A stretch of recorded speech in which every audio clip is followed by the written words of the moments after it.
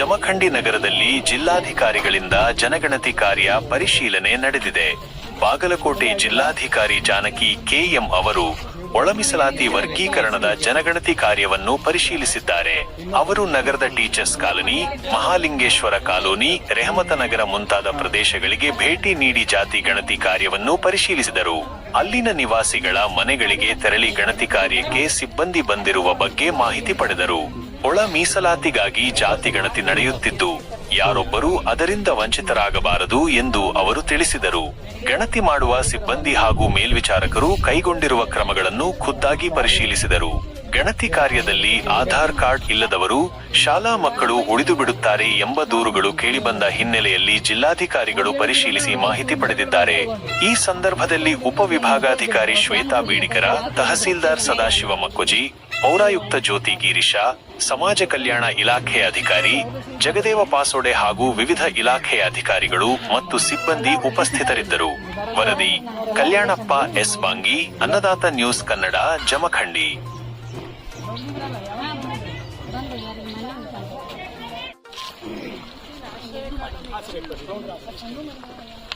ಮಾನ್ಯ ಜಸ್ಟಿಸ್ ನಾಗಮೋಹನ್ ದಾಸ್ ಅವರ ಆಯೋಗದ ನಿರ್ದೇಶನದಂತೆ ಒಂದು ಮನೆ ಗಣತಿ ನಡೀತಿದೆ, SC ಜನಗಣತಿಗೆ ಸಂಬಂಧಪಟ್ಟಂಗೆ.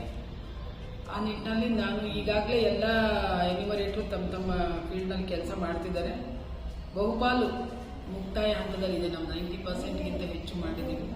ಆದಾಗ್ಯೂ ಕೂಡ ಸಾರ್ವಜನಿಕರು ಮತ್ತು ಮುಖಂಡರು ಕೆಲವೊಂದು ಆಕ್ಷೇಪಣೆಗಳನ್ನ, ಗಣತಿಯಲ್ಲಿ ಅವರು ಕಂಡುಕೊಂಡ ಆಕ್ಷೇಪಣೆಗಳನ್ನ ಜಿಲ್ಲಾಡಳಿತದ ಗಮನಕ್ಕೆ ತಂದ ಪ್ರಯುಕ್ತ ಈಗಾಗಲೇ ಮಾಡಿರುವ ಎನ್ಯುಮರೇಟರ್ ಗಣತಿಯನ್ನು ನಮ್ಮ ತಹಶೀಲ್ದಾರ್ಸ್, ಇಒಸ್, ಡಿಸ್ಟ್ರಿಕ್ಟ್ ನೋಡಲ್ ಆಫೀಸರ್, ಎಸಿಗಳು ಎಲ್ಲರೂ ಕೂಡ ರ್ಯಾಂಡಮ್ ಆಗಿ ಇಂತಿಷ್ಟು ಪ್ರಮಾಣದಲ್ಲಿ ವ್ಯಾಲಿಡೇಷನ್ ಮಾಡೋಕ್ಕೆ ನಾನು ಆದೇಶ ಮಾಡಿದ್ದೀನಿ.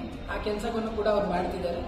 ಈ ನಡುವೆ ನಾನು ಕೂಡ ಒಂದೆರಡು ಮನೆಗಳನ್ನು, ಒಂದೆರಡು ವಾರ್ಡ್ಗಳನ್ನ ನಗರ ಮತ್ತು ಗ್ರಾಮೀಣ ಪ್ರದೇಶದಲ್ಲಿ ಮಾಡಬೇಕು ಅನ್ನೋ ಉದ್ದೇಶಕ್ಕೆ ಇವತ್ತು ಯುವ ನಿಧಿ ಕಾರ್ಯಕ್ರಮದ ಜೊತೆಗೆ ಇದನ್ನು ಹಾಕೊಂಡು ಬಂದಿದ್ದೆ. ಈಗ ನಾನು 3 ವಾರ್ಡ್ಗಳು ವಿಸಿಟ್ ಮಾಡಿದೆ. 173, 182, 176. ಆ 3 ವಾರ್ಡ್ಗಳಲ್ಲಿ ಮನೆಗಳಲ್ಲಿ ಕೇಳಿದಾಗ ಗಣತಿದಾರರು ಅವರಿಗೆ ಮನೆಗೆ ಭೇಟಿ ಮಾಡಿದ್ದನ್ನು ಖಚಿತಪಡಿಸಿದ್ದಾರೆ. ಮತ್ತು ಕೆಲವೊಂದು ಪ್ರಶ್ನೆಗಳನ್ನ ಎಷ್ಟು ಟೈಮ್ ಕೇಳಿದ್ರು, ಎಷ್ಟು ಹೊತ್ತಿದ್ರು, ಈ ಥರ ಎಲ್ಲ ವಿಚಾರಣೆ ಮಾಡಿದಾಗ ಸಮರ್ಪಕವಾಗಿ ಹೇಳಿದ್ದಾರೆ. ಕೆಲವೊಂದು ಮನೆಗಳಲ್ಲಿ ಅವ್ರು ಇರಲಿಲ್ಲ, ಯಾವ ಗಣತಿದಾರ ಹೋದಾಗ ಇದ್ದ ವ್ಯಕ್ತಿಗಳು ಆ ಮನೇಲಿ ಇರಲಿಲ್ಲ. ಮತ್ತು ಕೆಲವೊಂದು ಅಂಶಗಳನ್ನು ಈಗ ನಮ್ಮ ಎದುರುಗಡೆ ಹಲವಾರು ಏನು ನ್ಯೂನತೆಗಳಿದ್ದಾವೆ ಅದನ್ನು ಹೇಳಿದ್ದಾರೆ. ಅಂದರೆ ಆಧಾರ್ ಕಾರ್ಡ್ ಇಲ್ಲದಂತಹ ಮಕ್ಕಳುಗಳನ್ನ ಗಣತಿ ಒಳಗಡೆ ಸೇರಿಸಿಲ್ಲ ಅಂತ.